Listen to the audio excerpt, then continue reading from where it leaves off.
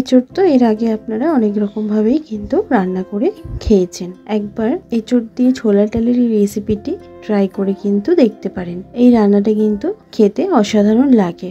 একঘেয়েমু এঁচোড়ের তরকারি খেতে খেতে যখন আর ভালো লাগে না, সেই সময় কিন্তু একবার মুখের স্বাদ বদলের জন্য ছোলার ডাল দিয়ে এঁচোড়ের এই রেসিপি অবশ্যই ট্রাই করতে পারেন। গরম গরম ভাতের সঙ্গেও যেরকম ভালো লাগে, সেরকম রুটি লুচি পরোটার সাথেও কিন্তু অপূর্ব লাগে খেতে। বিশেষ কোনো উপকরণের কিন্তু প্রয়োজন হয় না, ঘরে থাকা সামান্য কিছু উপকরণ দিয়েই কিন্তু এই রান্নাটা ঝটপট তৈরি করে নেওয়া যায়, আর এর স্বাদও কিন্তু হয় দুর্দান্ত। নমস্কার বন্ধুরা, অনুশ্রী রান্নাঘরে আপনাদের সবাইকে স্বাগত। রেসিপিটি তৈরি করার জন্য আমি এখানে 300 গ্রাম পরিমাণে এঁচোড় নিয়েছি।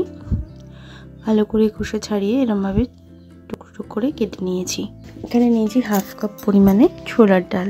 3-4 বার ভালো করে ধুয়ে 3 থেকে 4 ঘন্টা আমি এটা ভিজিয়ে রেখেছিলাম। এরপর জল ঝরিয়ে নিয়েছি। আর নিয়েছি দুটো মাঝারি মাপের আলুগুলোকে এরকম একটু ডুমো ডুমো করে কেটে নিয়েছি।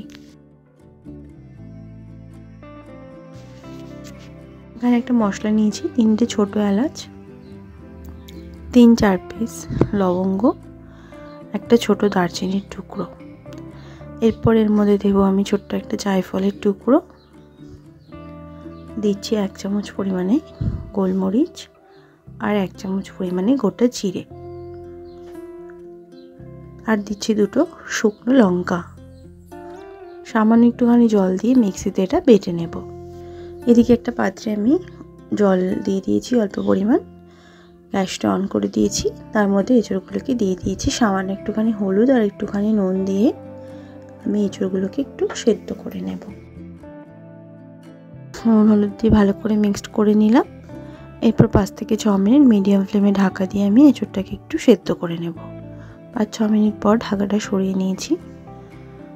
এরপর জলটাকে ভালো করে আমি ঝরিয়ে নেব। এদিকে গ্যাস অন করে একটা কড়া বসিয়ে দিয়ে তার মধ্যে দিয়ে দিলাম পরিমাণ মতন সরষের তেল।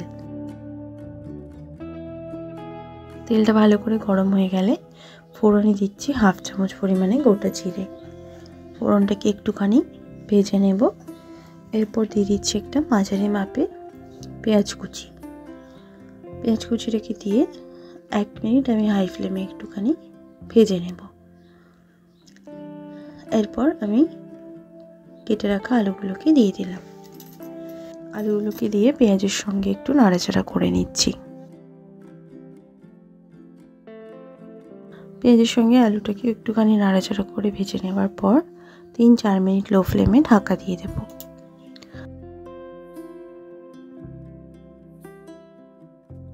ঢাকাটা 3-4 মিনিট পর সরিয়ে নিলাম।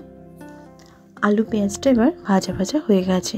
1 চামচ পরিমাণে দিয়ে দিলাম আদা রসুন বাটা। আদা রসুন বাটাটাকে দিয়ে 1 মিনিট সময় ধরে একটু কষিয়ে নেব। আদা রসুনের কাঁচা গন্ধটা কেটে গেছে। এরপর আমি এঁচোড়গুলোকে দিয়ে দিচ্ছি। ভালো করে এঁচোড়টাকে দিয়ে আমি কষিয়ে নেব।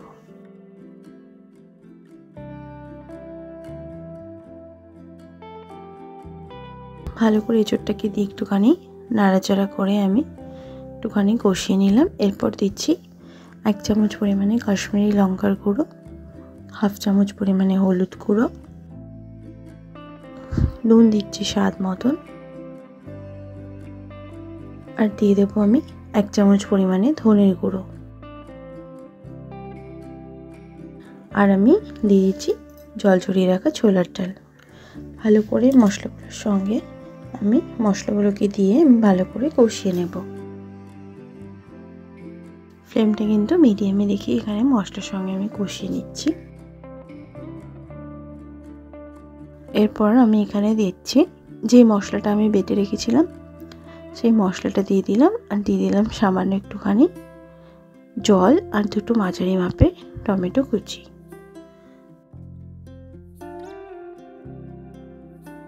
ভালো করে আবারও আমি একটুখানি সময় ধরে কষিয়ে নেব।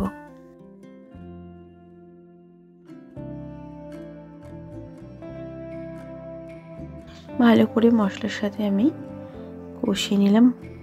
এঁচোড় আলু আর ছোলার ডালটা ভালোভাবে কষানো হয়ে যাওয়ার পর আমি এখানে 5-6 মিনিট লো ফ্লেমে ঢাকা দিয়ে দিচ্ছি। ঢাকাটা 5-6 মিনিট পর সরিয়ে নিলাম। মাঝে দুবার আমি কিন্তু ঢাকা সরিয়ে নেড়ে দিয়েছিলাম। সাইড থেকে কিন্তু এবার তেল সেপারেট হতে শুরু করে দিয়েছে। আবারও একটুখানি নাড়াচাড়া করে নিচ্ছি। ভালোভাবেই কিন্তু মশলাটা কষানো হয়ে গেছে। মশলার কালারটাও কিন্তু অনেকটাই চেঞ্জ হয়ে গেছে, আর টমেটোগুলো আগের থেকে একটু সফট হয়ে গেছে। এরপর দিয়ে দিচ্ছি 1 কাপ পরিমাণে জল। খুব বেশি জল আমি এখানে দিলাম না, ভালো করে জলটা দিয়ে নাড়াচাড়া করে মিশিয়ে নেব। ছোলার ডাল, আলু আর এঁচোড়টা যাতে সেদ্ধ হয় সেরকমই জল আমি এখানে দিয়েছি। এই রান্নাটা কিন্তু খুব বেশি গ্রেভি খেতে একদমই ভালো লাগে না। গ্রেভিটা ফুটে উঠেছে। এরপর 12 থেকে 15 মিনিট লো ফ্লেমে ঢাকা দিয়ে আমি রান্নাটা হতে দেব। ঢাকাটা সরিয়ে নিলাম। 15 মিনিট পর মাঝে দুবার আমি চেক করে নিয়েছিলাম। এবারে পুরোপুরি এঁচোড়, আলু আর ছোলার ডালটা সেদ্ধ হয়ে গেছে। দিয়ে দিচ্ছি সামান্য একটুখানি ধনেপাতা কুচি আর 1 চামচ পরিমাণে ঘি। ঘিটা পুরোপুরি অপশনাল, আপনারা না দিতে চাইলে ঘিটা স্কিপ করতে পারেন। ভালো করে নাড়াচাড়া করে মিশিয়ে নেব। একটা দারুণ সুন্দর গন্ধ কিন্তু বেরোতে শুরু করে দিয়েছে। যেহেতু ছোলার ডালটা ভিজিয়ে রেখেছিলাম তাই খুব বেশি সময় কিন্তু লাগেনি সেদ্ধ হতে, আর আলুগুলোও কিন্তু বেশ সুন্দরভাবে সেদ্ধ হয়ে গেছে। এখানে ছোলার ডালটা আবার খুব বেশি ঘেটে গেলেও কিন্তু খেতে একদমই ভালো লাগবে না।